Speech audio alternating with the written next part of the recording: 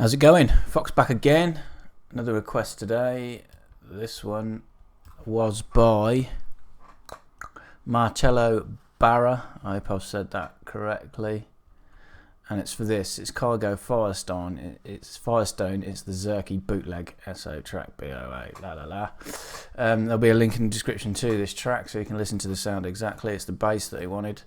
I've recreated it with Sylenth1. Took 2 layers, but here it is.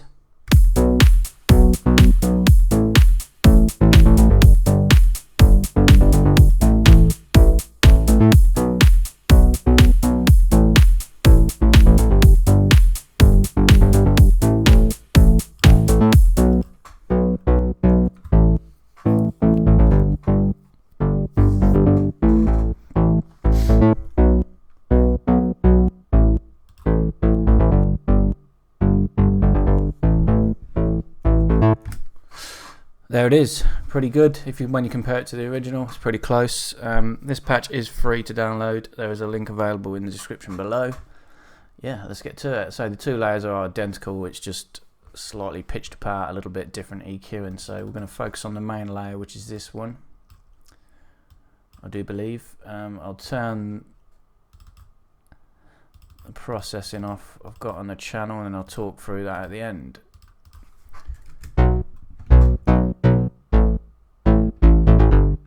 That's the sound with nothing on. It's really quite basic. It was a little fiddly to get it sounding like this. I've got 2 different filters, both on cutoff A, working separately of each other. I'll explain why as we work through the patch. So let's get started. So I'm going to do this a bit differently to how I normally do. I'm going to set part B up before I set part A up. So we're going to go to B. I'm going to solo that. This part B, it's got no modulation on the filter. This is taking care of just sort of the deep part of the sound. So we're going to have a square wave, but 1 notch up. So it's slightly moving towards a pulse rather than a square. What do they call it? A H pulse. We want 3 voices. Uncheck the retrigger. About 2.2 on the D tune, volume on full, and an octave down. We want 4 voices of sine wave, 1 octave down again. Uncheck the retrigger. No D tune on the sine wave. Stereo at 0 for the sine wave as well, so it's nice and centered. We're then going to create this sort of basic pluck, give it a tiny little bit of release so that the notes don't overlap and click.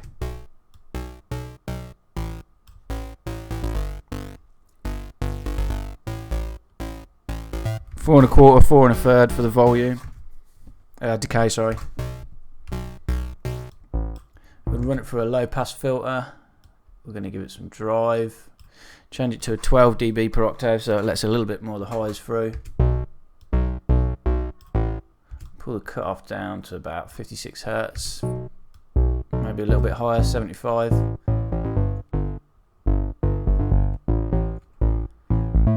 That's a good base for the sound. So now we're going to go to part A. This is where all the interesting stuff happens.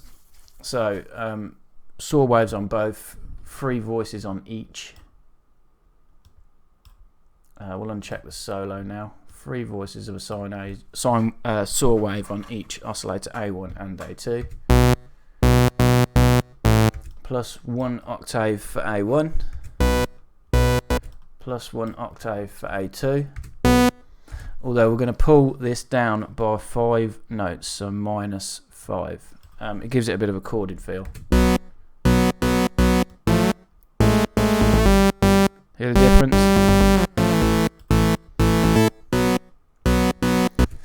No D tune for A2, no D tune for A3. We'll uncheck the retrigger just in case anything slips through. Stereo, dead 0 for A2, so 1 is center, 1 is a bit wider. Set up the same sort of plucky envelope as what we had for part B. Bit longer. In between 5 and 6 for the decay.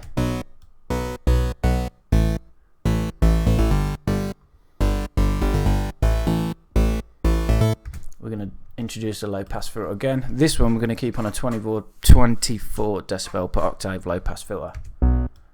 Drive it, same amount pretty much, no resonance. We're going to start the filter off closed and we're going to open it with a classic plucky sort of envelope. So we want this to modulate cutoff A, as we already set part B up and we said we didn't want any modulation on that filter, we just wanted it to sort of sit taking care of the lows. This one we want to flick the brightness of these two chorded sort of oscillators in and then out again. So we're going to set the destination amount at 7.4 or as close as you can, 7.3, 7.4. And yeah, no attack, no sustain. We're going to control the length that it, once it's opened, because the attack's on 0, we're going to control the length that it takes to close it using a decay.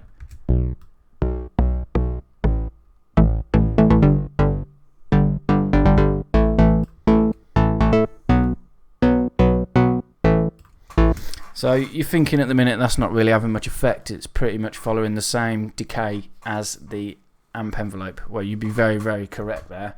It was really hard for me to get this, you'd be very, very correct. It was really hard for me to get this to sound exactly how I wanted it, just using one envelope. If I pull it down, it sounded too plucky when you compare it to the original. You're going to see what happens when I now apply this second envelope. The release I've just introduced again, just to stop the notes overlapping.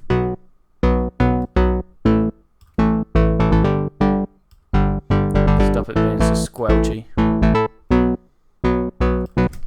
So this first envelope is flicking the filter open and closing it off over time.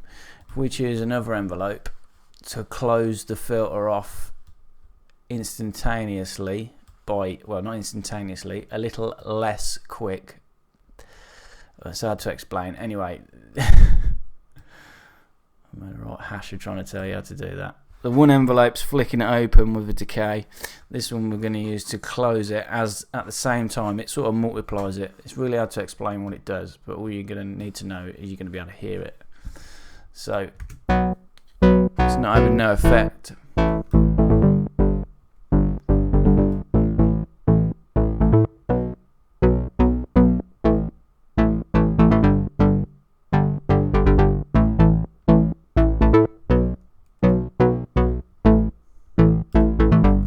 Yep, I can't explain it. I can't explain what that does. In my head, I know what it does when you have two different envelopes, one a decay, one an attack.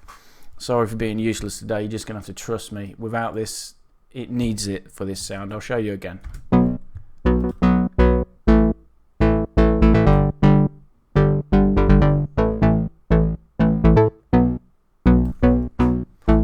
Brings everything together, controls it all, makes it sound a lot more like it did in the original.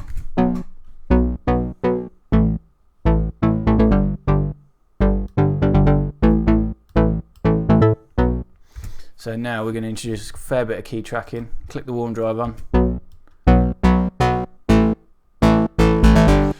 Push the key tracking all the way around to 8. That means the higher up the notes that are played or in your MIDI clip, the more the filter is going to open round. We're going to compensate with this by bringing the cutoff of the master filter on filter control down until it gets to the point where we're happy with it.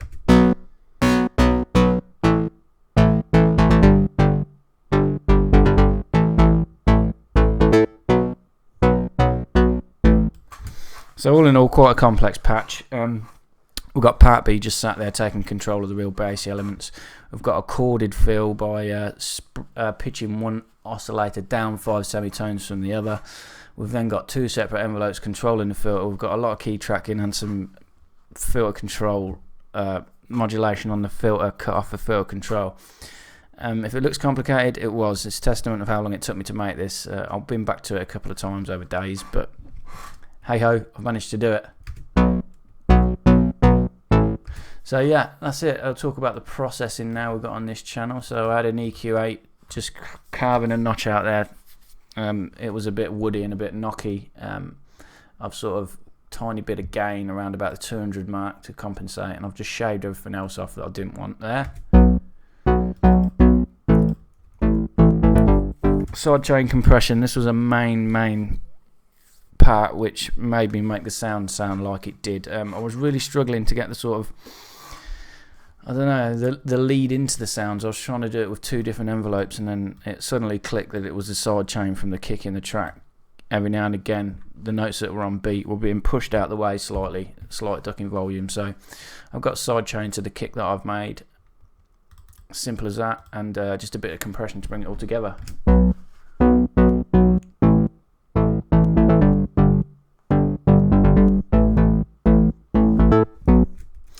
The second layer, this is a piece of cake. I just duplicated it. It's exactly the same patch, didn't do anything to it.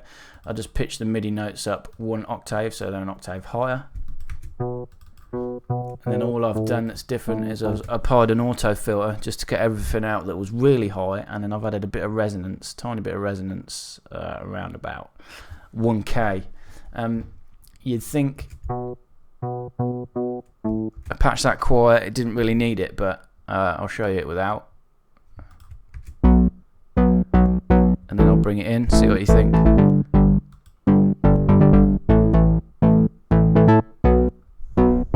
Very, very subtle. I tried to get this as close as I could to the original, and it did need that layer. On the bass group, I've just got a 2.3 decibel boost around about the 500-600 mark, and transient master. If you haven't got a transient sculpting tool, I suggest you get one. I'll push the sustain out 24 and the attack about 8. Again, just to help the notes lead in. It wasn't a very plucky bass, and to keep the transient sustain for a while. Very useful tool. So that all in with the little drum groove that I made.